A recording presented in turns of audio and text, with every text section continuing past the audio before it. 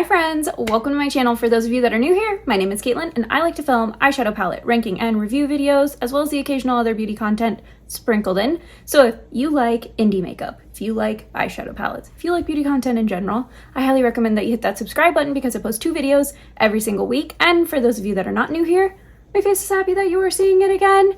And today I have kind of a different video. Typically, I do my eyeshadow palette like first impressions and reviews where I do the look and talk you through it, but I decided to take a page out of Miss Teresa Is Dead's book as well as Miss Annette's Makeup Corner's book, and they sort of like show a video of them demoing the palette while talking about their thoughts, and I just wanted to try that. So it was a little bit easier for me to film the looks before work without talking through like what I was doing. So yeah, I'm gonna try that today. Let me know what your thoughts are. I will make my own thoughts based on what a pain it is or is not a pain to edit. But yeah, I'm curious to hear what you all think. If you like this kind of format, I may be inclined to do it more if it's not the most annoying thing to edit in the entire world. So anyways, let's go ahead and just get on into it.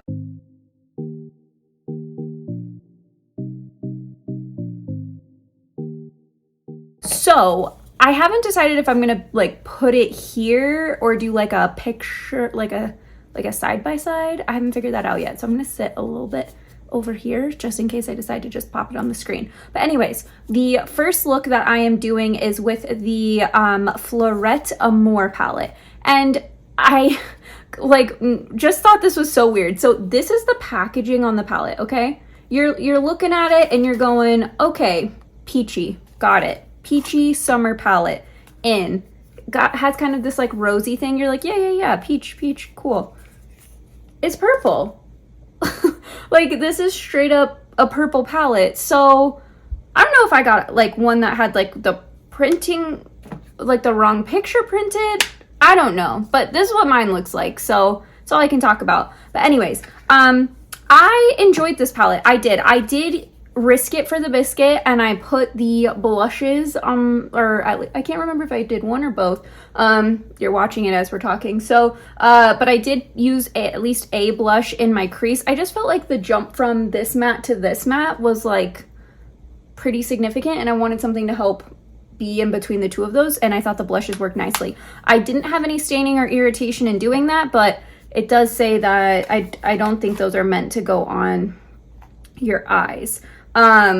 Yeah, shades 5 and 6 are the blushes, and it specifically says they contain pigments that the FDA has determined are unsafe for use in the eye area. So I did it anyway, and I didn't really have any issues. I liked how this look turned out. I did add one of my Timmery Cosmetics, I think it was one of the extreme shards. I can't remember which one off the top of my head. I do have this look posted on my Instagram.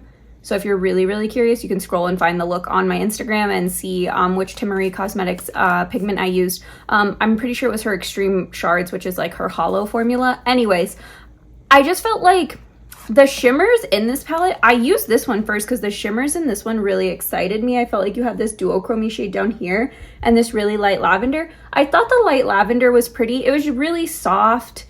Not like a ton of like shine and metallicness going on. This one I was hoping to be a duochrome, and I just didn't feel like it was. I didn't feel like it did much of anything. So I did feel like I needed that extra sparkle to like really bump the look up. I did pull all 3 palettes. I did do them like when I was on my way to work in the office, which if you don't know, typically I work from home, and when I work from home, like I don't care if you can see my blue eyeshadow through like a Zoom call. Like I don't think people are paying that much attention.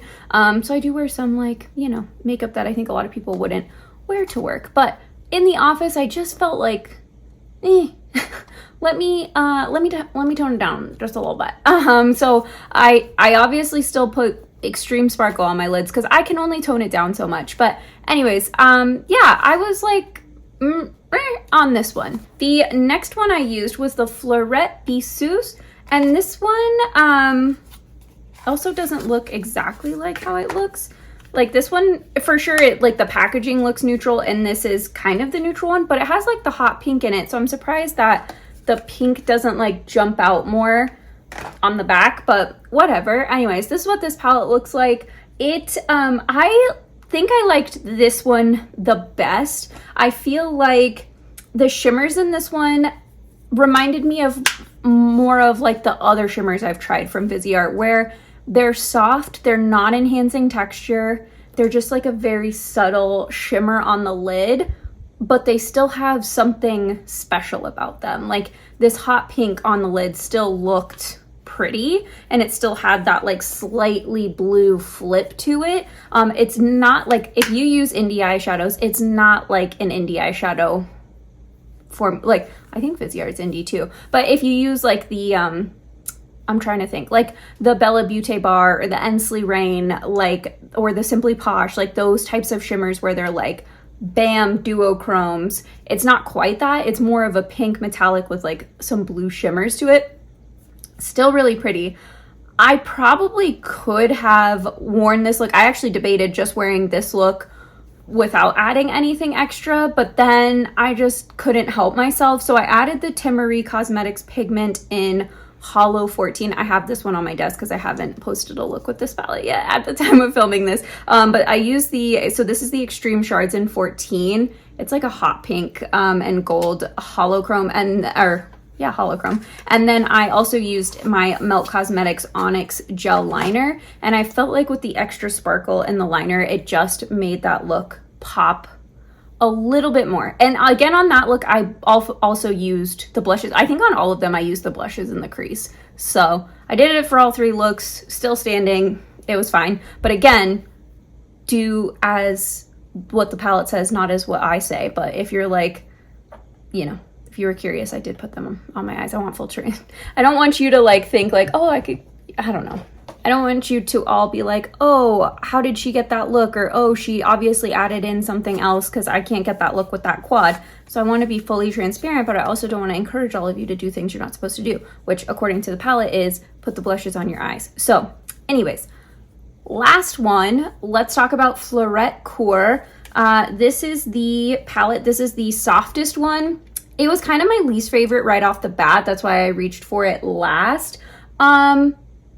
I didn't like this one. I really, really didn't. I don't think there's any depth. And unless you're doing like two and done, super soft eyeshadow looks, I don't think you're gonna like this. I do think the blushes in this one are pretty. But yeah, it wasn't my favorite. I think for all three of these, if you're somebody who wants like really subtle, soft, pretty makeup that's easy and like travel friendly, I think these are good for that. If you're somebody who likes really bright, colorful makeup, or who likes, I honestly, like, I love Viseart normally. I just didn't really like these as much as I typically like their palette. So I don't know if it was just me, if I've now turned a corner on what kinds of shimmers I like. But yeah, they just weren't totally my vibe. What I will say is all of these palettes were perfect bases to pull in some special stuff out of my collection. On this one, I pulled in the Gavisi Beauty Retro Liner. It's the duochrome one. This is Legend. It's like a pink green or like a peach green duochrome. And then I also pulled in this Kaima Cosmetics Loose Glitter Pigment in, I don't know what shade this is in. It's not on here. Maybe Divine. I think this is Divine. Anyways, I use both of those. So if you have like extra sparkly like toppers and things like that, I do think these are a nice base for those things. Like all three of the palettes give you like a nice foundation, and they are nice in that like the blushes are perfectly matched to your eyeshadow. So if that's something you struggle with, like I do think that's convenient. So I feel like there's a very specific person that these are for. Yeah. And I think I can get use out of them. I love Viseart. That's part of why I like Viseart, is I love combining Viseart with some of my other stuff. Like their shimmers are never like they're not my all-time favorite shimmers. Their mattes are nice though. And I think they come up with unique color stories that lean on the neutral side. And while I typically go for kind of, you know, out there makeup, obviously I'm not wearing any of these palettes as I'm filming this right now, but I'm wearing the Half Magic Beauty stuff. It's like new paints and whatever, if you were curious. But anyways, back to what I was talking about. I feel like these are the palettes that I like to add those things to. So I can see why it's like a makeup artist brand. Like, I just feel like they're solid and they're not, like, they perform like they perform. Although I will say, I felt like some of the shimmers and these palettes didn't perform quite as like what I'm used to from Viseart, but some of them did perform well. So I don't know, it could have just been me, but I'm like iffy on these. I'm like 50-50. Like, I think if you are somebody who likes really colorful eyeshadow, don't get these. And you probably didn't want them in the first place because they are very neutral leaning right off the bat.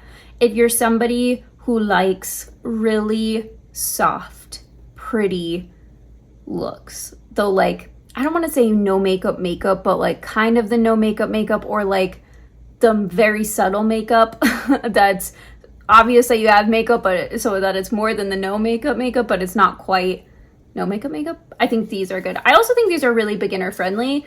The formulas like work. And like I said, it's nice to have the blush be combined with the eyeshadow. So if you find like a quad that you like, it has the blushes built into it to just, that's it, you're done. I also think they're really travel friendly. So if you're somebody who travels a lot, those would be handy, right? Like, you're traveling literally with your eyeshadow and your blush. And oh my God, okay. I'm just throwing things. You're traveling with something like your eyeshadow and your blush in something this size. Like, that is convenient, you know? So anyways, those were my thoughts on these. I was a little bit bummed out by them, like, for me personally and my own taste, like, just full transparency. So when they launched their new quads, which I was like, oh, okay, cool. Like, just now I'm finishing my review of these and they're already launching something else. But anyways, that's the makeup world we live in. But they're launching their new quads, their Water Lotus collection, I think is what it's called. And I was like, I think I'm gonna skip it because I just didn't really get along with these. But then I remembered that I have no self-control, so I did order those. So I will be reviewing those. I just feel like the colors in that look a little bit more punchy, so we will see. I will try those out and you will see a video on them. But yeah, let me know, did you pick these up? Are you a Viseart person? Are you not a Viseart person? Let me know in the comments down below. But yeah, that's it for me, and I will see you all next time. Bye!